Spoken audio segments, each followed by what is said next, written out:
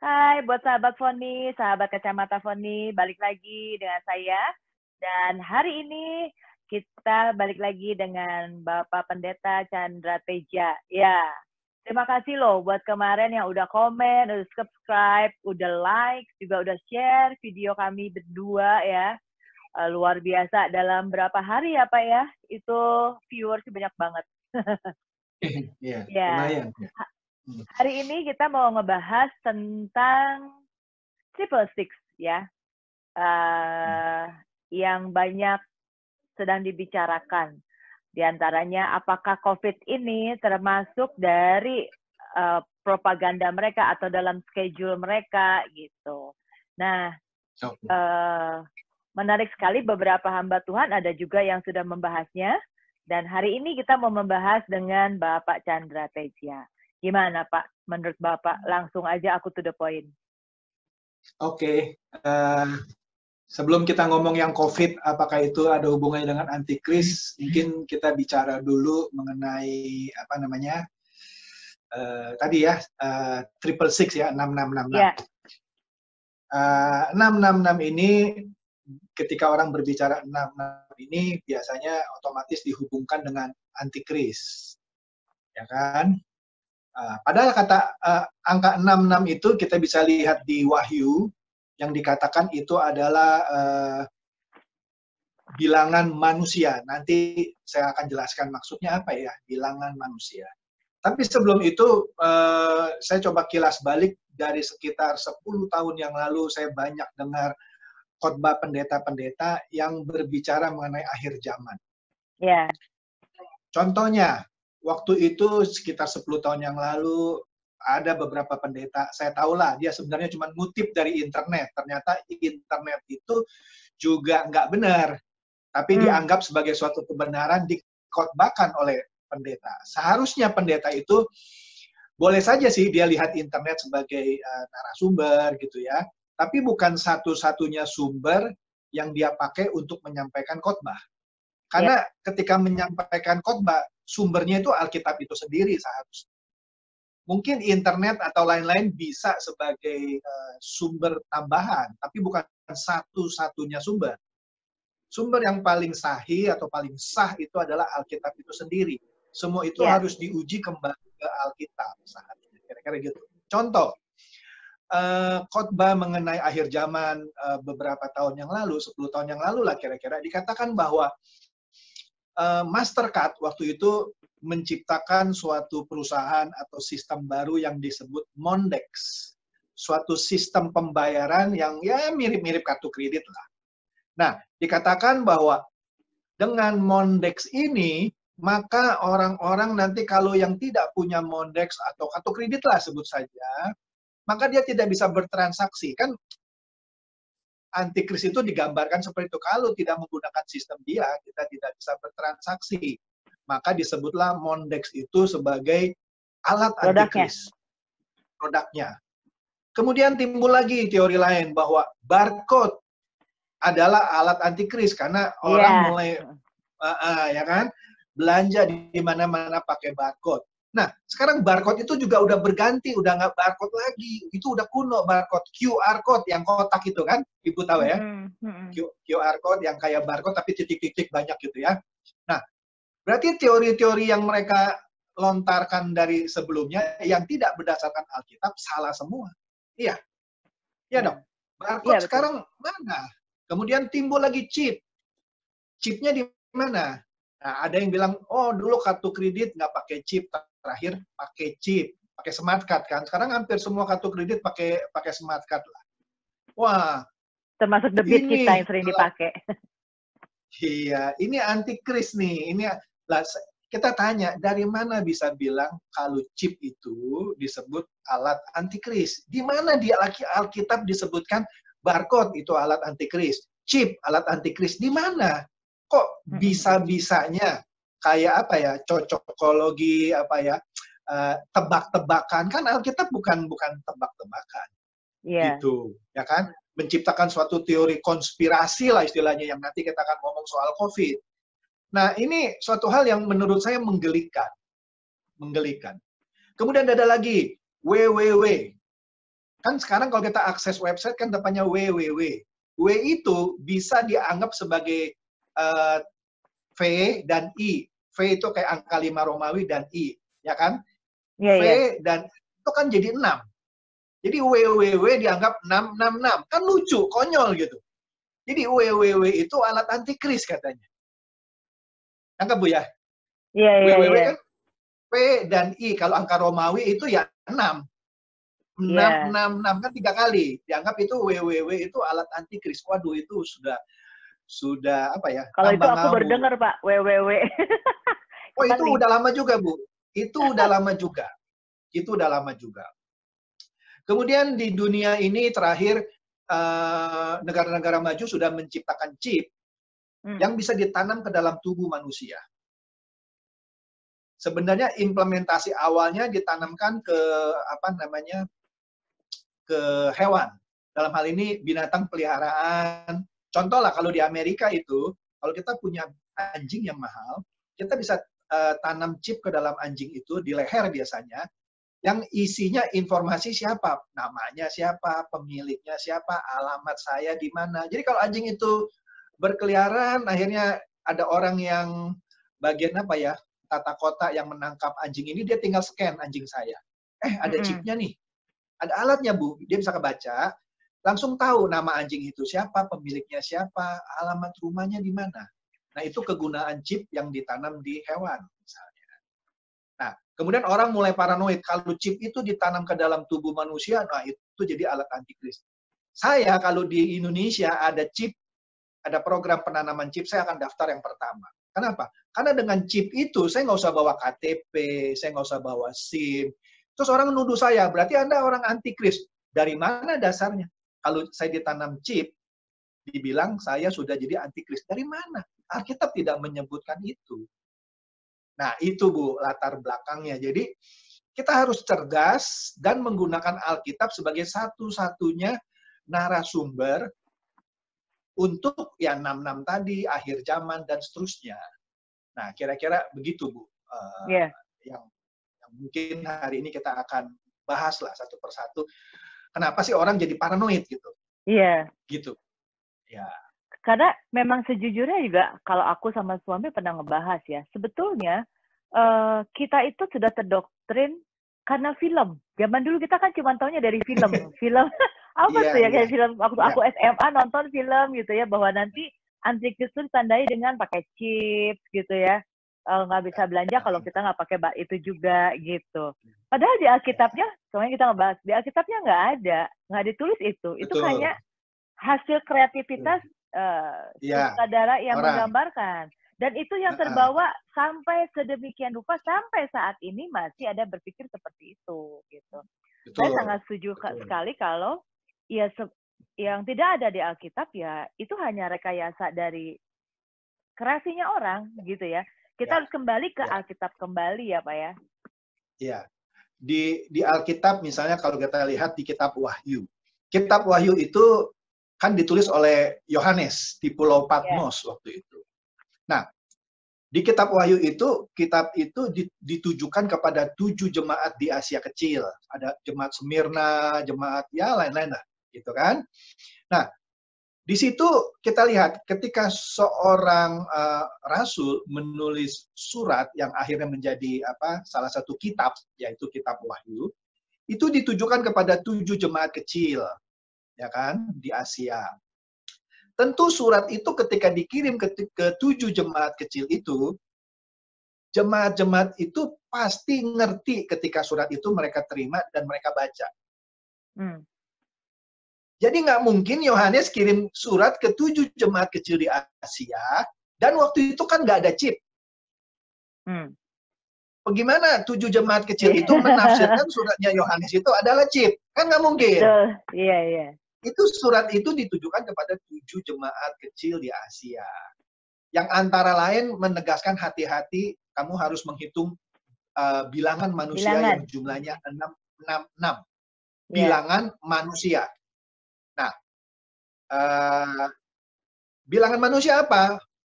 Itu adalah manusia yang namanya kalau dijumlah abjadnya itu menghasilkan angka 6666.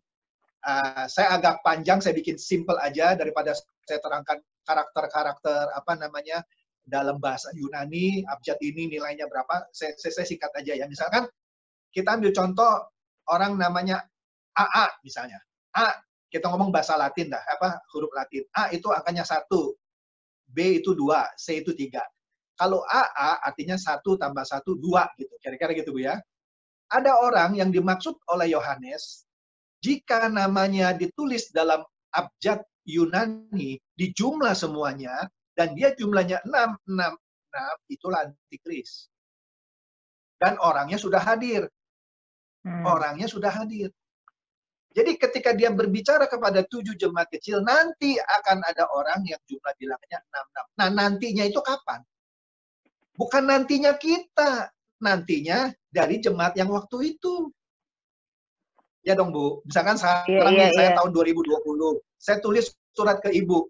Bu, nanti akan ada orang, kan saya concern sama Ibu. Akan ada orang yang jumlah namanya itu kalau dari abjadnya kita jumlahkan 666 Bu ya. Terus kemudian 1000 tahun lalu dibaca oleh anak cucunya Ibu. Itu bukan buat anak cucunya Ibu, Bu. Untuk Ibu. Iya. Tapi itu kan suratnya kan 2000 tahun yang lalu. Bukan buat kita sebenarnya. Untuk 7 jemaat di Asia kecil itu. Dan sudah jadi orangnya. Udah ada. Nah, kita selalu berasumsi orangnya belum datang. Kapan datangnya? Nanti anak cucu kita bilang orangnya belum datang. Toto kiamat gitu. Kan lucu, Bu. Nangkap maksud saya. Iya. Sekarang kita bilang orangnya nanti akan datang. Nanti anak saya ngomong ke anaknya lagi, nanti akan ada orang yang datang nih. Nanti cucu saya ngomong ke cucunya lagi. Kapan? Sudah datang orangnya. Sudah datang. Nah, yang paling gampang lah ya, ada 2 lah. Saya hanya cuma ngomong yang 1 aja. Yang 1 lagi agak inilah sensitif. Yang 1 aja lah saya bicara. Nero itu kalau abjadnya ditulis dalam bahasa Yunani, itu jumlahnya 666, Bu. Oh ya? Nero itu antikristus. Itu bisa dimasukkan ke sana. Angkanya pas 6666. Panjang ya, saya nggak usah bedah karakter bahasa Yunani, tapi percayalah itu kalau jumlahnya ditambah 666. Dia betul. Di zaman dia orang susah untuk ini ya, ditindas dan segala. Sudah lewat itu. Sudah lewat. Bukannya chip, bukannya barcode, bukannya kartu kredit. Bodoh banget gitu. Mohon maaf ya, bodoh banget. Bukan itu. Sekarang kalau misalnya dikhawatirkan barcode itu adalah alat antikristus. Lah, Anda sekarang kalau belanja semua udah pakai barcode. Ya sudah, kalau Anda menghindarkan antikristus jangan belanja lah. Karena semua udah pakai barcode. Iya. Ya kan? Nah, terus apakah kalau saya belanja pakai barcode itu, kemudian dibilang saya antikris? Ya enggak lah. Kemudian kalau saya disuntik chip tadi misalnya, sehingga kalau saya masuk ke satu sistem yang mana masuk ini langsung orang tahu, oh itu namanya si ini, dia punya SIM-nya masih berlaku. Kan bagus sebenarnya. Tapi kalau saya ngomong gini, dia bilang, wah ini orang ekstrim nih, ini penganut antikris nih, masa disuntik chip nggak apa-apa? Memang nggak apa-apa. Kenapa paranoid? Kan gitu. Ya. Jadi kesalahkaprahan inilah yang sebenarnya dibenahi oleh gereja-gereja, bukan malah ditambah-tambahin seperti jadi membuat orang tambah paranoid.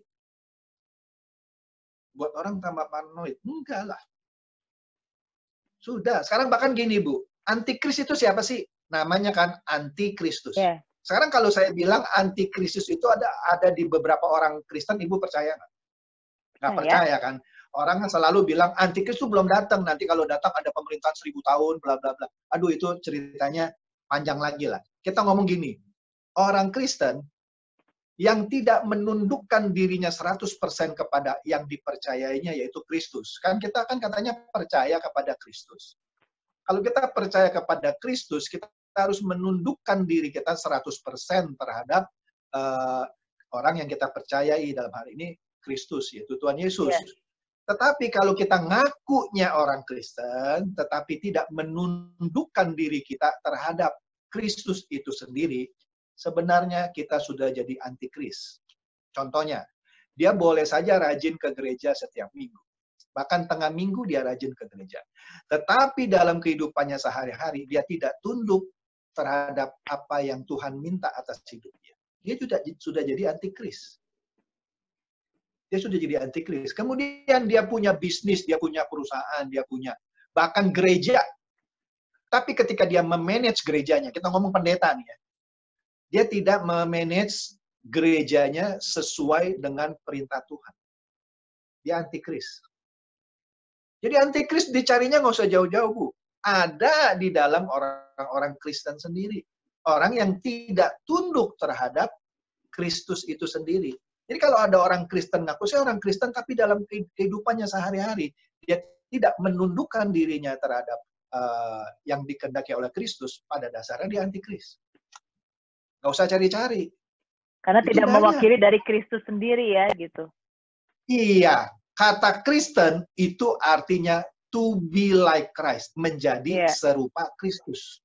Kalau dia ngaku Kristen tetapi tidak serupa dengan Kristus, serupanya seperti apa? Apakah cara jalannya, cara pakai bajunya, kumisnya, jenggotnya? Bukan itu. Bagaimana dalam kesehariannya, pikiran, perasaan, dan tindakannya seperti yang pernah diperagakan Kristus 2000 tahun yang lalu. Bukan seperti dalam arti kata pakai baju panjang, jenggotan, gitu ya, pakai sendal kemana-mana. Bukan itu. Bagaimana pikiran, perasaan, dan tindakannya sehari-hari itu serupa dengan itu, baru orang Kristen. Tapi kalau dia cuma baptisan saja, cuma rajin ke gereja saja, tetapi sehari-harinya pikiran, tindakan, dan perasaannya tidak seperti Kristus, dia nggak layak disebut orang Kristen. Betul. Setuju. Malah mungkin dia sendiri yang anti Kristus. Gitu, Bu, kira-kira. Yeah. Jadi orang ini yang harus kita takuti ketimbang 666, chip, barcode, kartu kredit. Aduh, itu kejauhan, Bu. Itu science fiction namanya. Science fiction. Yeah. Science fiction. Bahkan, Bu, ada supermarket di China sekarang. Sekarang Ibu ya, kalau belanja, dulu sebelum adanya barcode, saya ingatlah sekitar 20 tahun yang lalu. Kalau ke supermarket, itu supermarket tuh ngetikin kode angkanya, satu-satu diketik. Lama kan orang ngantrinya kan. Dengan adanya barcode, dia cuma scan set pakai scanner gitu ya. Lewatin aja langsung ketahuan, oh ini coklat, oh ini permen, ini keripik gitu kan. Langsung ketahuan harganya berapa. Itu kan membantu kan. Iya. Sekarang ada lagi supermarket di China, udah lebih maju lagi. Dia udah nggak pakai barcode. Di di setiap bungkusan makanan itu ada seperti chip, tapi bukan chip yang mahal ya, chip yang murah, yang bahannya dari cat. Bahannya dari cat. Jadi makanan itu nggak usah di-scan satu persatu, Bu. Dimasukin aja ke dalam keranjang. Ya, misalkan kita beli 20 makanan yang berbeda, dari permen, coklat, keripik, segala macam, masukin dalam satu keranjang, taruh di satu tempat yang sudah ditentukan, langsung alat itu langsung baca chip, tanda kutip ya, yang bentuknya dari cat itu, langsung dia tahu ada 20 jenis barang, barangnya apa saja, dalam waktu 1 detik langsung terpampang 20 belanjaan itu. Wah, itu cepat sekali. Nah, teknologi seperti ini nggak harus kita musuhi. Justru teknologi-teknologi seperti ini yang membantu manusia semakin lama semakin efisien kan. Ya. Kalau orang nggak mau terima yang namanya begini, ya dia nggak usah hidup di dunia modern. Kalau dikit-dikit takut soal antikristus segala macam, bukan itu. Gitu, Bu. Oke. Iya. Jadi kalau menurut Pak Chandra ini, antikristus itu adalah justru bukan yang seperti digambarkan di film-film zaman dahulu ya. Itu kan berasal dari film-film zaman dahulu, Pak. Aku dapet ini ya. Divisualkannya ya. Tapi antikristus itu dan adalah hebatnya, film itu seakan-akan membawa kita kepada suatu kenyataan. Padahal bukan. Itu cuman ilustrasi yang dia ciptakan seakan-akan benar gitu. Padahal bukan itu. Aku berpikir bahwa hebat banget itu film sampai bisa nempel di semua orang gitu kan. Ya padahal kalau menurut Pak Chandra sendiri kan antikris itu adalah orang-orang yang tidak menundukkan diri kepada Kristus dan orang-orang yang kehidupannya tidak bisa mewakili dari Kristus itu sendiri. Itu udah jadi antikris gitu kan. Iya. Iya. As simple as that aja. Ya betul sih. Karena ya kita ini kan kalau dibilang adalah duta-dutanya Kristus ya. Harusnya bisa menggambarkan seperti apa Tuhannya kita yang ada di dalam diri kita gitu. Dan itu yang saya lihat sekarang justru yang mulai sering dilupakan. Sering dilupakan untuk jemaat kerjakan buat saat-saat ini gitu. Ya. Kemudian ayat-ayat di Wahyu kan ada menyebutkan ada tanda di dahi dan tanda di tangan gitu kan. Jadi seakan-akan asumsikan tanda di dahi atau tanda di tangan itu, itulah tempat yang nanti chip itu akan ditanam. Iya benar kan? Pak. Gimana pendapat Bapak? Nah, sekarang saya asumsi, kalau saya tanam chipnya nggak di jidat, nggak di tangan, saya tanamnya mohon maaf Bu ya, di pantat saya nih gitu ya. Berarti gagal dong yang chip itu menjadi alat antikristus. Karena saya nggak tanam di jidat, nggak tanam di tangan. Atau saya tanam di kuping. Di kuping sini saya tanam, ya kan? Saya nggak tanam di jidat, saya nggak tanam di tangan. Nah, ayat itu yang berbicara tanda di jidat dan tanda di tangan itu apa sebenarnya? Jadi begini Bu, orang Yahudi pada waktu itu, ketika dia berdoa, dia tuh memakai alat, saya nggak bisa kasih lihat sih ya. Itu alatnya kayak kotak di sini, nanti dia ada tali, di talinya sampai diikat di tangan. Jadi kalau dia setiap kali mau beribadah dia pakai tanda yang di jidat ini, terus sampai tangan di kanan. Itu kebiasaan orang Yahudi ketika dia mau beribadah. Nah, tetapi untuk orang-orang modern yang dikhawatirkan menjadi antikristus, maksudnya tanda di dahi dan tanda di tangan itu apa? Tanda yang ada di dahi, ya, interpretasi bisa banyak. Kita ngomong yang paling sederhana. Adalah apa yang ada di pikiran orang itu. Tanda di tangan, yang paling gampang, apa yang dia perbuat. Orang yang antikristus, yang ada di otaknya, di perasaan dan pikiran dia, itu pasti sesuatu yang tidak tunduk dengan keinginan Kristus. Tanda di tangan adalah dia dalam sehari-hari melakukan perbuatan-perbuatan yang tidak sesuai dengan kehendak Kristus. Sederhana aja. Bukan soal chip ditaruh di jidat atau chip ditaruh di tangan. Kalau chip saya taruh di ini, saya punya bahu. Batal dong ayat itu. Antikristus kan lebih pintar. Jadi kalau misalnya benar nih, orang Kristen takut nih kalau ditaruh chipnya di dahi atau di tangan, udah taruh aja di bahu atau di dada. Nggak jadi antikris kan? Iya. Kok bodoh banget gitu. Antikrisnya akan lebih pintar kalau benar itu adalah chip ya. Kalau benar itu adalah chip.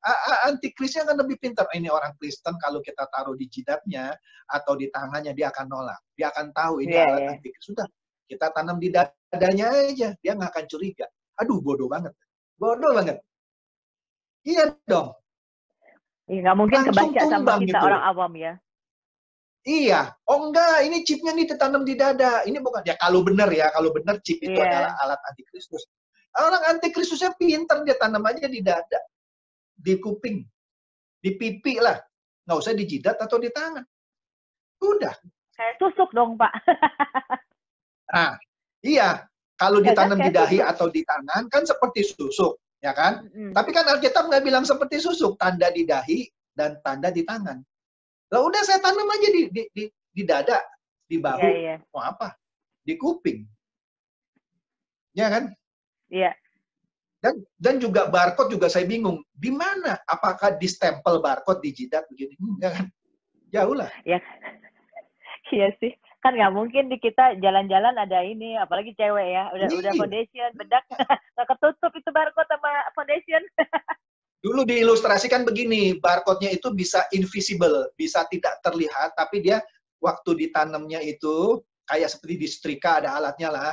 Nanti begitu udah ditempel, hilang. Tapi ada barcode-nya di jidat. Itu ilustrasi film-filmnya begitu dulu. Iya. Dan orang percaya, seakan-akan itu bakal barcode. Kemarin bukan. Ada loh Pak, share baru, yang telepon itu bisa telepon tanpa fisik karena dia ditanam chip katanya. Nah, jadi aku dapat ini, liatin pergerakan dari antikris sudah terjadi. Nanti chipnya udah ditanam di sini. Udah ditanam di sini katanya. Jadi telepon itu di iklannya nanti aku kirim. Iklannya itu kita bisa telepon-teleponan jarak 2 meter itu nggak ada fisik. Jadi cuma dari sini. Karena chipnya di sini. Ya aku baru inget, di sini deh. Lupa di sini. Itu sebenarnya udah konsep lama, Bu. Malah kalau itu keluar, saya mau beli dulu, Bu. Jadi gini, konsepnya adalah, itu tangan kita di sebelah sini, itu menjadi layarnya. Menjadi layarnya. Jadi begitu telepon masuk, langsung di sini keluar. Kayak gambarnya. Langsung saya bisa pencet di sini. Langsung saya bisa bicara seperti ini. Kenapa? Karena chipnya itu sudah ditanam di tubuh saya. Misalnya. Ya kan? Nah, sekarang pertanyaannya, di mana di Alkitab yang disebutkan kalau saya tanam chip itu menjadi alat antikris? Kalau benar nanti telepon seperti itu akan ada. Di mana dasarnya di Alkitab yang menyatakan kalau handphone itu sampai keluar dan ada chip yang ditanam, pasti harus chip yang ditanam karena kita nggak bawa apa-apa. Dalam keadaan berenang pun kita bisa angkat itu telepon. Kita ngomong gitu, seakan-akan kita lagi pegang handphone tapi di tangan kita. Di mana ayatnya yang bilang itu? Tak ada.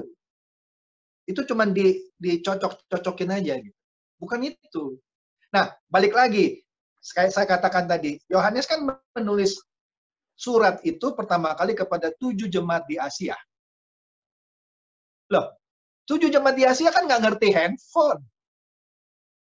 Kita harus lihat dong konteks ayat itu diberikan kepada 7 jemaat Asia kecil. Wah, nanti ada pendeta yang bilang, iya, tapi kan konteksnya bisa kita tarik ke dewasa ini. Oke, nariknya bagaimana? Nariknya bagaimana? Kan harus dijelaskan. Iya. Jangankan handphone kali, Pak. Pager aja belum ada saat itu. Betul. Pager aja belum ada. Kenapa harus jadi paranoid gitu ya? Iya.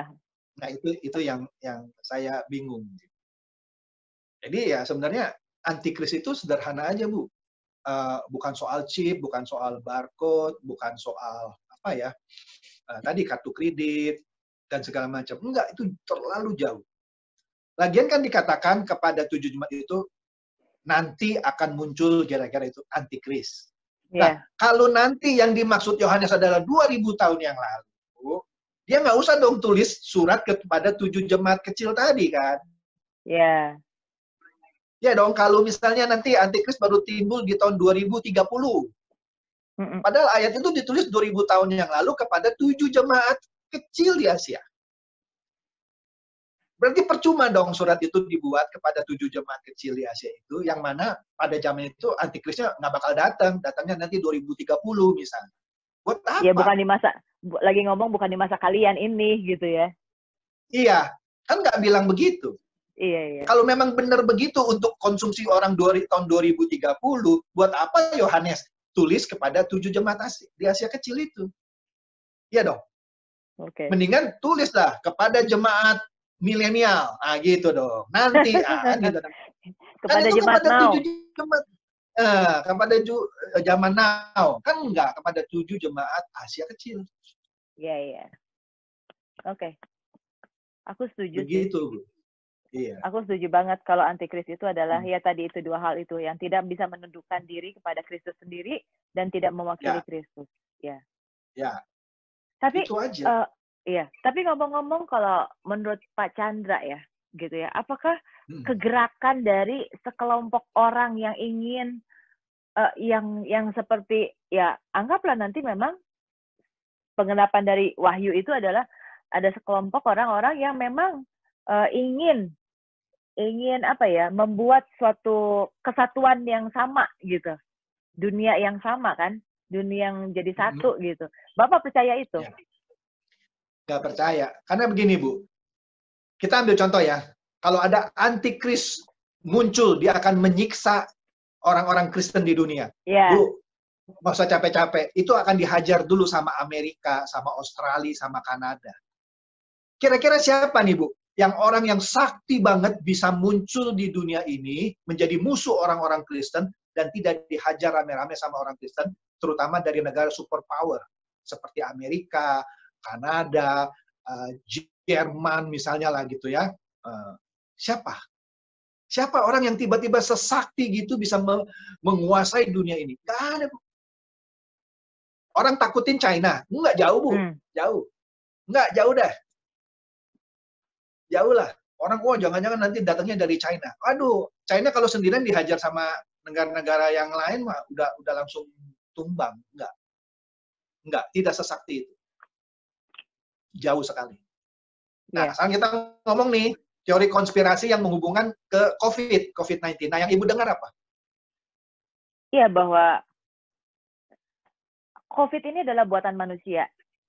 Oke.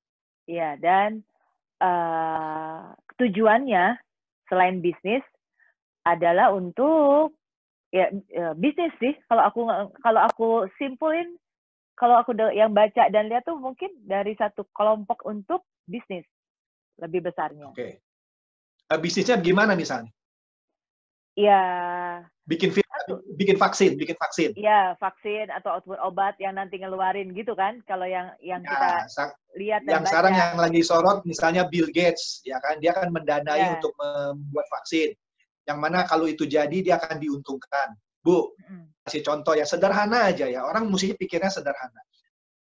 Virus ini sampai sekarang belum ada vaksinnya kan? Iya. Belum ada vaksinnya. Jadi nggak ada jaminan yang namanya Bill Gates, Ibu Foni, atau saya, atau siapapun, atau pendeta manapun yang sudah kebal dengan virus ini. Setuju, Bu ya? Karena vaksinnya belum ada. Setuju ya? Kalau misalnya saya Bill Gates dan orang curigai saya Bill Gates ini nih yang mau dapat untung, maka dia ciptakan virus ini supaya nanti vaksinnya laku. Maka yang saya bilang, Bill Gates ini bodoh kalau dia membuat konspirasi seperti itu. Karena kenapa? Virus itu juga bisa kena ke dia kan? Virus itu bisa kena ke dia juga, bisa kena saudaranya, bisa kena istrinya, ya omnya, tantenya. Bodoh dia. Iya dong, bodoh. Karena kan belum ada vaksinnya. Sekarang dia bikin virusnya, dia ciptakan supaya orang heboh, nanti dibikin vaksin supaya dapat uang. Nanti kan vaksinnya miliaran orang yang butuh seluruh dunia. Maka dia orang yang bodoh sekali. Ya dong, karena dia akan bisa kena juga sama virus itu sendiri. Nah, tapi aku tuh baca, Pak, ada satu video dokter itu ngomong bahwa Bill Gates itu dia udah pernah ngomong kan berapa tahun yang lalu. Terus keduanya, Bill Gates itu ketika corona ini terjadi, dia tuh udah bikin bunker gitu di bawah. Jadi udah ada persiapan bunker gitu semuanya bahan makanan segala macam katanya gitu. Ya. Bu, saya minta 1 menit, saya nyalain lampu dulu. Ini ruangannya udah mulai gelap nih. Sebentar, Ibu. Oke. Ya, ini udah mulai terang lagi. Yeah. Karena saya pakai sinar dari luar. Jadi gini, Bu. Itu yang namanya teori konspirasi. Teori konspirasi. Orang-orang boleh saja bikin cerita yang menghubungkan teori yang menggabungkan kiri, kanan, atas, bawah. Gitu ya. Saya nggak tahu cerita soal Bill Gates punya bunker, tapi setahu saya itu tidak benar. Ya, saya bukan bela Bill Gates. Kemudian ada juga yang menghubungkan Bill Gates beberapa tahun yang lalu pernah berbicara mengenai suatu virus yang akan bisa menghancurkan dunia. Ya, Bu, nggak usah Bill Gates. Saya pun juga bisa bicara seperti itu. Karena gini, virus itu, kalau orang yang belajar ilmu virus atau virologi, kan banyak itu virus, Bu. Ada virus HIV, Ebola, MERS, SARS, dan itu pengulangannya dalam sekian tahun sekali itu ada muncul virus-virus baru. Jadi kalau saya membuat suatu prediksi, nanti di tahun sekian, kebetulan pas tahunnya. Wah, ini orang yang bikin, karena dia bisa sebutkan kira-kira tahunnya pas. Itu menurut saya ridiculous ya, maksudnya apa ya? Terlalu keterlaluan lah. Akhirnya menuduh yang namanya Bill Gates inilah yang ciptakan. Kalaupun benar dia yang ciptakan, atau orang yang istilahnya yang bekerja sama dia suruh tolong ciptakan dan sebar gitu ya, dia bodoh. Kenapa? Karena virus itu kan bisa kena dia lagi. Dia kan belum punya vaksin, nggak kebal dia. Kenapa dia ngambil resiko menciptakan virus itu, dia sebar ke Cina dulu, kena di Wuhan dulu gitu ya. Terus supaya nanti dia bikin virus yang lagi dia riset ini sama orang-orangnya nanti bisa laku di pasaran, dia lebih kaya. Loh, dia sendiri kan tidak terlindungi, orang belum ada vaksinnya. Bodoh kalau dia bikin virus itu. Itu satu. Kedua, kalau benar Bill Gates yang membuat virus itu, bahkan sekarang mohon maaf, ini agak sedikit politis. Saya punya teman-teman di Amerika yang pendukung Trump, fanatik dengan Trump, dia mulai menyudutkan Bill Gates. Dia bilang Bill Gates ini yang ambil untung nih dari virus. Nah, berarti mereka nggak konsisten dong. Di satu sisi dia tuduh yang bikin virus China. Tapi di satu sisi dia bilang Bill Gates ini didukung oleh Partai Demokrat menciptakan virus itu supaya dia lebih kaya. Supaya menumbangkan Trump. Lah bodoh, di satu sisi dia nuduh China yang buat, satu sisi dia bilang Bill Gates. Konsistensinya di mana? Kan ada dua versi sekarang Bu yang beredar. Entah Cina yang buat atau Amerika yang buat. Kalau saya sih bilang ya, kalau itu dibuat oleh China ataupun dibuat oleh Amerika, saya nggak tahu. Saya nggak tahu. Ini cuman kira-kira aja. Kalau benar dibuat oleh Cina, maka orang-orang Cina itu bodoh kalau sampai buat virus seperti ini. Kenapa? Dia kena dulu malah. Dia kena dulu. Malah kalau konspirasinya mau agak lebih pinter, harusnya nuduh yang buat Amerika dong. Amerika lempar ke Cina. Nah, begitu dia lempar ke Cina, balik lagi virusnya ke Amerika. Malah Amerika paling banyak sekarang. 2 juta orang yang kena, yang meninggal sudah 100.000. Berarti bodoh dong Amerika, kalau benar Amerika yang buat. Ya kan? Kalau Cina yang buat juga, Cina bodoh dong. Lu buat, lu kena dulu. Walaupun yang lain kena juga.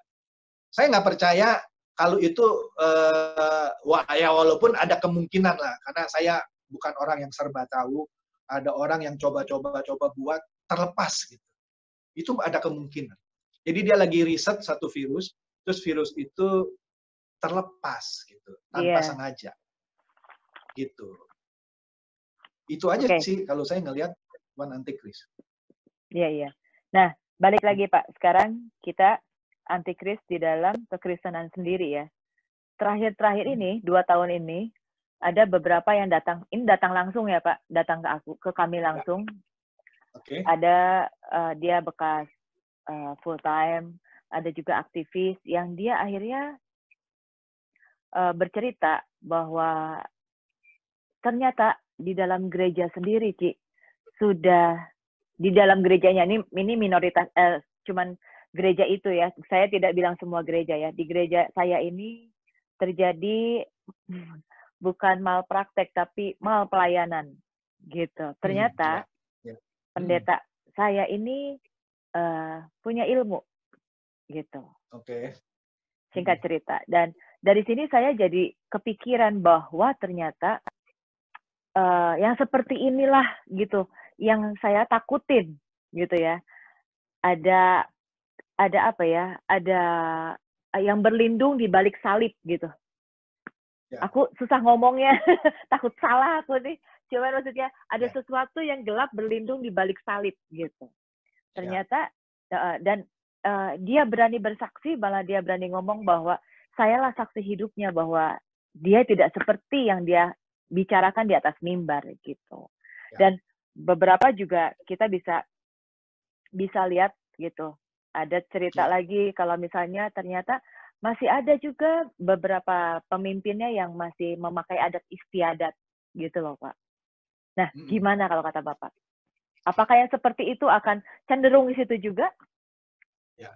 Kalau adat istiadat kita mesti clear dulu Bu ya, karena di setiap suku bangsa itu punya adat istiadat. Contoh misalnya kita orang-orang Chinese pasti punya adat istiadat. Salah satunya misalnya merayakan Imlek. Bagi saya merayakan Imlek itu cuma tradisi saja. Selama misalnya begini, kan ada kebiasaan di malam Imlek ada tradisi menyembah leluhur gitu ya, pasang hio. Nah, kita kalau orang-orang Kristen kita tahu itu kita nggak perlu lakukan. Tetapi Imlek itu sendiri adalah merayakan musim semi kalau di China. Menyambut kedatangan musim semi. Nggak apa-apa. Nggak apa-apa. Kemudian kalau di suku Batak misalnya, ada tradisi memberikan ulos. Gitu ya. Nah, kalau cuma diberikan ulos cuma ulosnya biasa saja yang nggak diisi sesuatu dan lain hal, itu fine-fine aja. Kita nggak perlu alergi, kecuali dia itu mencampur adukan adat istiadatnya itu sedemikian kental sehingga apa ya namanya berkompromi dengan kekristenan. Nah, di situ baru bisa kita apa yang namanya, kita harus hati-hati.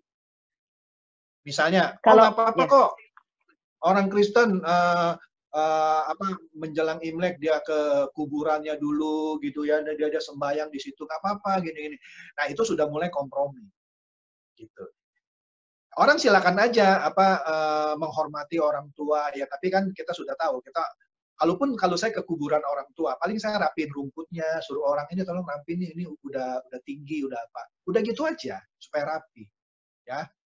Nah, itu salah satu kalau kita bisa dengan adat istiadat. Tapi kalau dia sudah mengkompromikan dengan adat sudah sedemikian rupa, nah itu melenceng. Gitu. Iya. Oke. Iya. Mungkin sekarang untuk detik-detik akhir ya Pak. Boleh nggak Bapak kasih tips nih buat teman-teman gitu, bagaimana cara kita menyikapi dengan berita-berita atau fenomena tentang antikris ini? Oke, kalau saya bilang sederhana aja Bu, kita harus jadi orang-orang Kristen yang cerdas rohani. Orang-orang yang Kristen yang cerdas rohani itu seperti apa sih misalnya? Minimum dia harus rajin baca Alkitab. Kalau berbicara mengenai akhir zaman, biasanya ayat yang paling banyak tuh di kitab Wahyu, ya kan? Ada kuda hitam, kuda hijau, kuda putih, nah gitu ya. Nah, kitab Wahyu itu agak sulit sebenarnya untuk bisa ditafsirkan secara gamblang, ya kan? Kalau ada 100 pendeta, mungkin ada ya sebut aja minimum 10 penafsiran yang berbeda. Kan jadi kita jadi bingung kan? Iya. Mau dengerin tafsiran yang mana? Ya kan? Boleh percaya saya dah. Ibu tanya ke 100 pendeta, Ibu akan ketemu sekitar 10-an lah, plus minus yang berbeda-beda. Wah, yang namanya meterai 1 ini, meterai yang sekarang ini meterai ke-8 nih, lagi mulai dibuka. Itu misalnya. Kan orang Kristen yang nggak pernah belajar teologi bingung kan? Iya. Dia mau dengar pendeta yang mana? Semuanya sama-sama pendeta. Jangan-jangan saya lagi berbicara gini, orang pendeta lain yang dengar ini, wah itu sesat dia tuh. Sesat. Yang namanya antikris ya udah itu cheap. Nah itu kan tafsiran dia. Iya.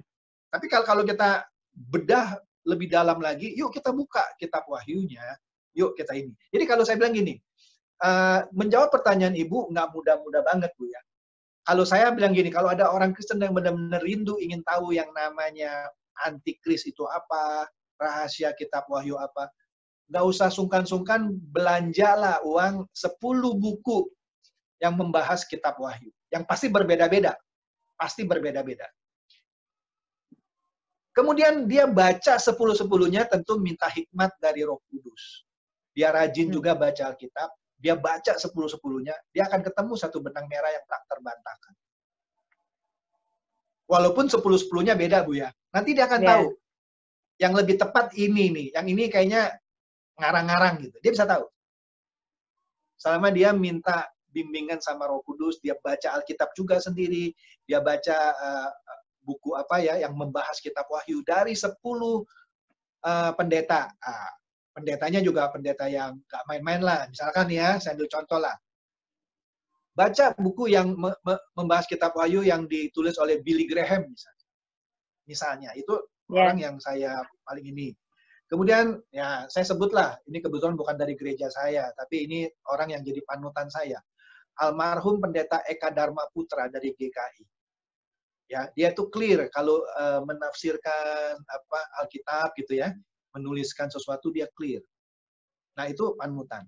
Nah kalau mau promosi dari gereja saya misalnya carilah buku-buku tentang kitab Wahyu yang ditulis oleh Pak Erastus misalnya. Nah boleh saja dari gereja-gereja lain yang membahas, yang benar-benar dia mendedikasikan dirinya membuat buku kitab Wahyu khusus. Gak banyak. Tidak banyak. Dari situ kita tahu pendeta mana yang serius menggali kitab Wahyu.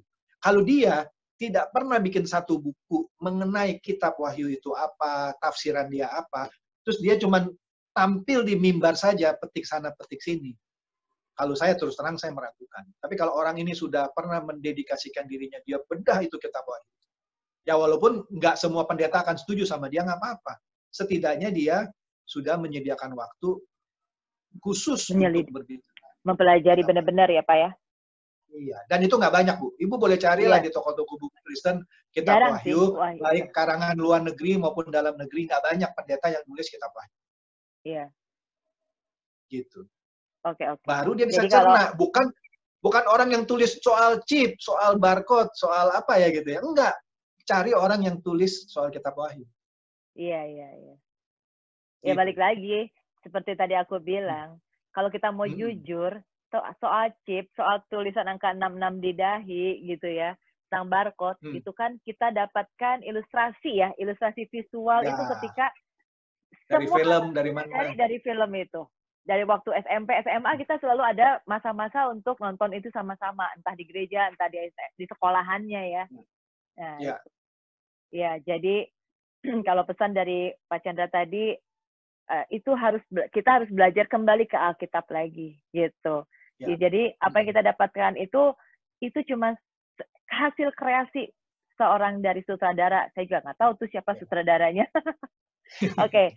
Nah, ini tipsnya dari Pak Chandra gitu ya. Kalau aku catat ya, adalah gimana caranya kita agar bisa lebih cerdas. Aku bilang sih mungkin lebih cerdas ya. Lebih cerdas dalam menghadapi dari keadaan di akhir zaman adalah satu, tadi Pak Chandra bilang, baca Alkitab yang lebih serius lagi. Dan kalau bisa ya wahyunya juga dipertambah gitu ya. Baca buku juga yang lain tentang wahyu. Terus yang kedua adalah minta bimbingan dari Roh Kudus. Gitu ya Pak ya?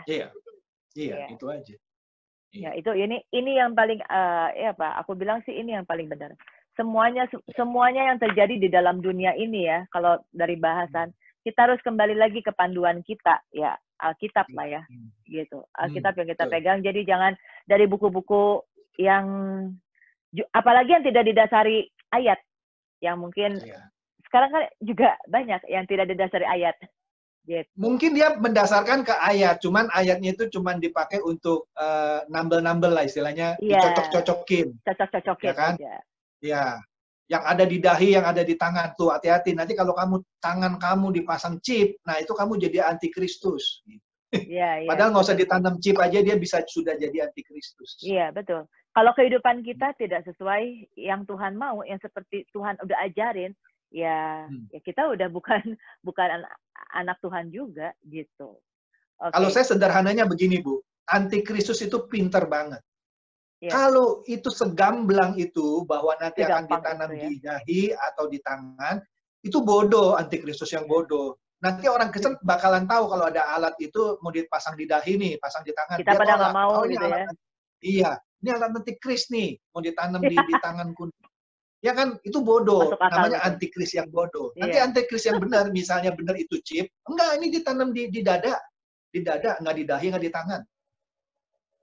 Loh, iya kan? Kalau benar chip itu adalah alat antikristus, maka nanti dipromosin ditaruh di dada, di bahu, nggak di jidat atau di tangan. Karena akan ditolak sama orang Kristen. Kalau benar, tapi bukan itulah percaya saya. Iya, masuk akal, sangat masuk akal. Oke. Karena durasi, sebentar lagi kita diputuskan oleh durasi. Jadi Pak Chandra, thank you banget ya. Aku dapetin lagi nih. Setiap kali ngobrol sama Pak Chandra, nih ada aja yang dapat lagi ya. Kebuka lagi. Jadi ada yang lucu juga tadi soal chip dan barcode.